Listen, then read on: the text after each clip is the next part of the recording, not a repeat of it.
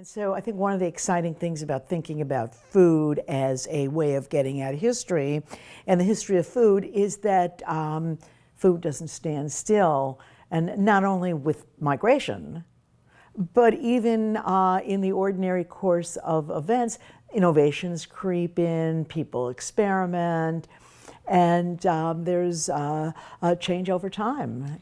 What you've also seen, I think, is how some of these foods that were immigrant foods have become luxury foods, or in some ways gourmet foods, even though it could be the same food, it could be the same size bagel, but now it's served in a different way and it has a different meaning.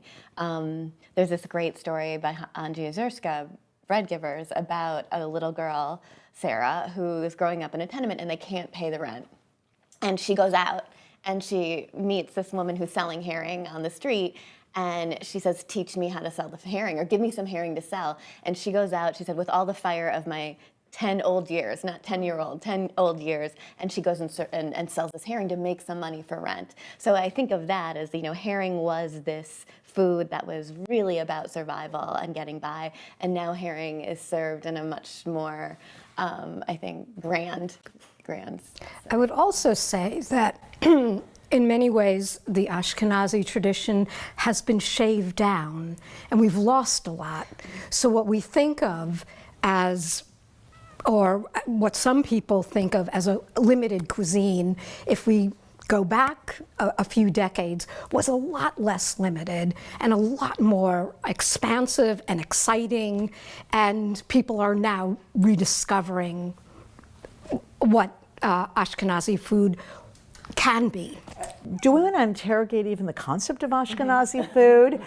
Because Ashkenaz went from as far west as Alsace, okay, all the way into the Russian Empire, Ukraine, Siberia, and they were all different. And there were so many variations on this. And while this was Ashkenaz, and it was in some ways a world that was united by Yiddish, okay, but within it there was the different gefilte fish styles, the different Russell styles, the different Knish styles, and so it's only, I think, retrospectively that it's come to be viewed as Ashkenazi food. I think we tend to do that with everything so that we can organize it in our minds, but it's true that the regional differences are extremely important, and people are very partisan about them too. Annie, did you have something? Oh, I was just going to add to what Hazi was saying. There's a cookbook from 1901 that Hinda Amchanitsky wrote, and it's in Yiddish. I know Jane is very familiar with it as well. But she talks about how she ran a restaurant on the Lower East Side, and that before that she worked in the finest homes or the finest kitchens in Romania, Hungary. So just that supplementing this idea or augmenting this idea that Ashkenazi food was a lot of different things, so that even a cookbook that comes out in 1901 on the Lower East Side reflects a lot of these strands of cooking. I do think there are through lines, though, like the taste for the fermented, that you find just about everywhere. I mean, sweeter, tangier, more sour, but I think there are through lines. Right, the question is, do those through lines create enough of a homogeneity to make it a singular food way, or are those regional and sub-regional differences that existed at whatever point in time, were they so significant as to blow out of the kind of analytic category the notion of Ashkenazi food? And how much of it is an imagination looking backwards? Don't you think that's true of anything that we label a cuisine, though? Absolutely. The further we dig into it, the more we find that it's a construct that's artificial, but it's very useful as a shorthand for talking about a larger experience. How is that played out on the table? How are these different? Well, despite all these regional differences or differences in prayer order, all of them are grappling to some extent with having come from a food culture that separates milk from meat and the laws of kashrut, and people are observing that to various degrees at various times, but I think having to kind of reconcile that with the different places that they're in is a dynamic that is shared throughout. I was also thinking that in a certain way, Ashkenazi food becomes conceptually possible in America. Yes. Right. So that's when it happens. And the regional differences persist, but they also mellow. And it's when we become cognizant of the family, that we're all in a family. Do you think a that family they're more foods. present in America than, let's say, England? The only reason I think they're more prevalent in the United States than in England is that the geographic sweep of Jewish immigrants to the United States was much greater than the sweep that went to And the then British being in Isles. New York, for example, you have all of these different foodways coming in and new immigrants coming into that. Is there any way in which the Jewish immigrant experience, looking through the lens of food, is significantly or profoundly different from the experience of other immigrant groups? Or can you see similarities in every group that has come to the United States in mass migration? I think there are a lot of similarities because every immigrant group is balancing how to take something that they bring with them and trying to find the right ingredients, but then also finding new ingredients. I think also most immigrant groups deal in some ways with some kind of family separation. So you have families trying to figure out, or people separated from normal family life, figuring out how to cook and serve food. So many immigrants, if you're talking about New York City, for example, are going to be living in tenements, which also then shapes the kind of way that they're cooking food or not cooking food or not being able to save food. So I think there are a lot of dynamics that are similar for all the immigrant groups arriving at the same time. To elaborate, Annie, one thing that I see as a similarity is, on one hand, there's the need to hold on to foods of our past, and this great curiosity to go ahead and to become cosmopolitans and become modern. So there's a kind of tension between these two impulses. I think in addition, for at least all the immigrant groups that I know of that have been studied, the movement from scarcity to abundance meant that in America they were able to eat foods which they had never eaten back home, but were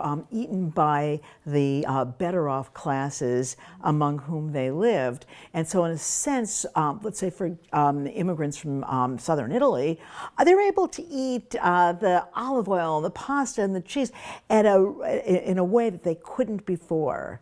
And so they essentially, through this encounter with American abundance, become more Italian. And I think the one thing I would really be interested in, and I'd love for some scholar to do this, is to look at other communities that immigrated that came with religious restrictions and strictures on their diet. And I'm waiting for a scholar of, for example, the mass Muslim migration to the United States. And as far as I know, from a historical point of view, it hasn't been done yet.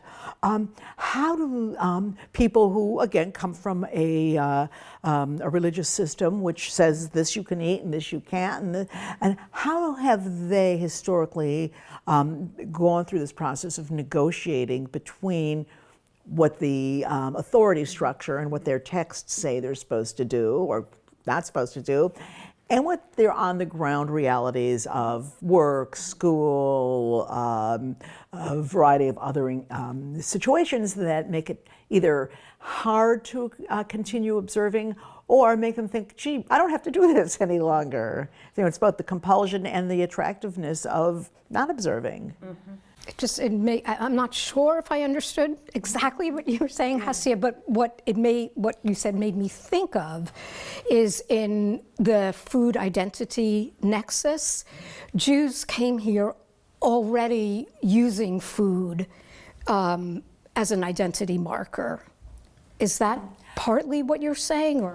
No, I mean, I think on some level everybody comes with a history and a lived reality that food was shaping of town, of village, of region, of class difference. But I'm kind of interested because it's so profoundly part of the Jewish food negotiation with America or any other modern destination was what Annie talked about, were the religious rules. Kashrut, you can't have this, you can't have that, you must have, and Well, I guess what I'm saying is, it's food as an othering. right. I don't know yeah, if other cultures had that sense that we, let's say from one village to the next in southern Italy, that we use food to mark ourselves off from others in the same kind of way. It's very visual. Before you eat bread, you wash your hands. It's kind of hard to hide your identity if you're. Right, but in a way, I don't want to dominate this, but there again, you're moving towards that religious realm where the whole panoply of practices around food derived from an authoritative source. And interestingly enough, right, I think that even for those who weren't strictly religious anymore or had changed, the laws of kashrut had so permeated the cultural day-to-day life and that's something that people are grappling with as well. So it really shows how important that is. So you would say that the Jewish immigrant experience is quite similar to that of other groups. I would lean except- towards similarity. So is there anything though that is specific that you see as specifically Jewish? I don't know. I'm posing a question because but I'm thinking about the wave of, let's say, the dairy restaurant. That I've talked to you about this before, which was, I don't know of another culture that had the same. Maybe it's because Jews were not drinking that much, so they weren't going to the bar. But the dairy restaurant really served that purpose. I don't know of another community that had that, where each in New York, so the fur district had their dairy restaurant, and the garment had their several, and then the Forvitz had theirs, and the political people had theirs, and it was just a very, from what I remember as a little girl, and even the Fillmore had theirs, with Rappaport's right next door.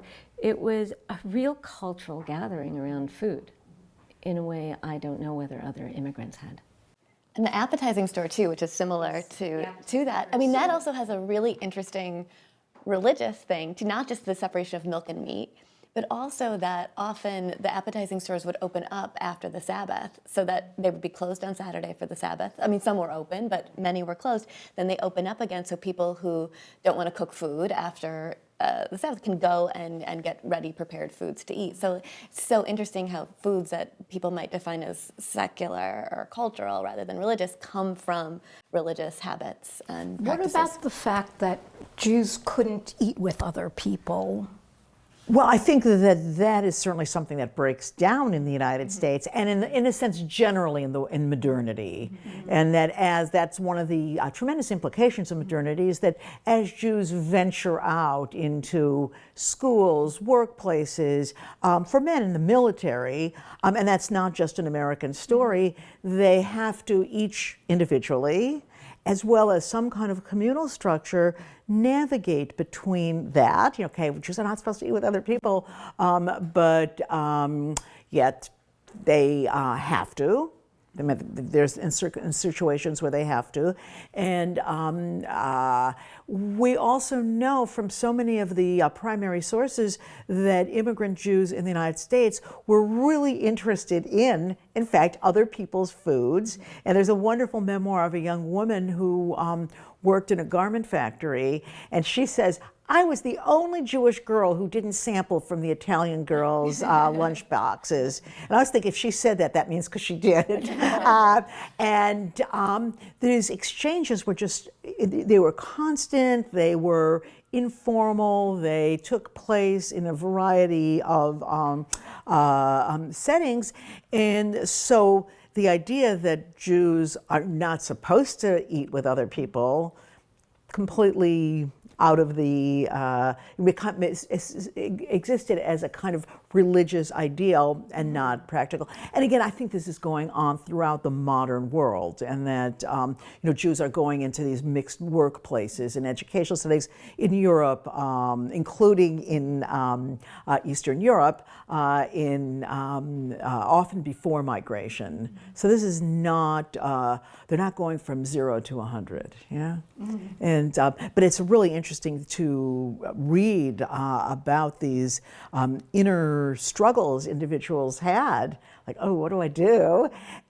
Or people who said, you know what, I've always wanted to try that. Now's my chance. If you've read The Rise of David Levinsky, you watch him become an American consumer, literally eater of foods. And there's a great scene where a business partner, business acquaintance is taking him out to a restaurant. It's the first time he's had to deal with silverware and forks and things, which goes first and which goes second. And you watch him bumble through the meal, but it's really we watch him become educated as a consumer. And for women too, so it's not just like men going out to work, but it's women at home who start to be told that to be an American woman means to cook in a certain way and to use new techniques and to go to the settlement house and learn how to cook in a different way or go to home economics classes. So yes, and in the process, which I think was very destructive, was to tone everything down, to make it blander, to make it less interesting and somehow more sanitized. We have to wrap up pretty soon, but there's one other aspect of Jewish immigrant life in America in late 19th, early 20th century that I want to touch on, and that is the public aspect. We talked about the dairy stores, the appetizing stores, but there's a lot of romance still surrounding the Jewish pushcart sellers. And I'm curious about I just have to stop you there for a second. The idea, no, I agree with you. No, I totally agree with you. But the idea of putting romance with push carts. I mean, what it's like to get up at like 5 a.m, go get your cart out of where it is, and stand there all day with a push cart. It seems so. But now, but I agree with you. Now today we romanticize that. Yes. And the food trucks are just sort of the latest iteration of that, because that life is also really difficult. But I don't ever think in quantitative terms, but how many Jews went into a kind of food service, either through pushcart or through having shops?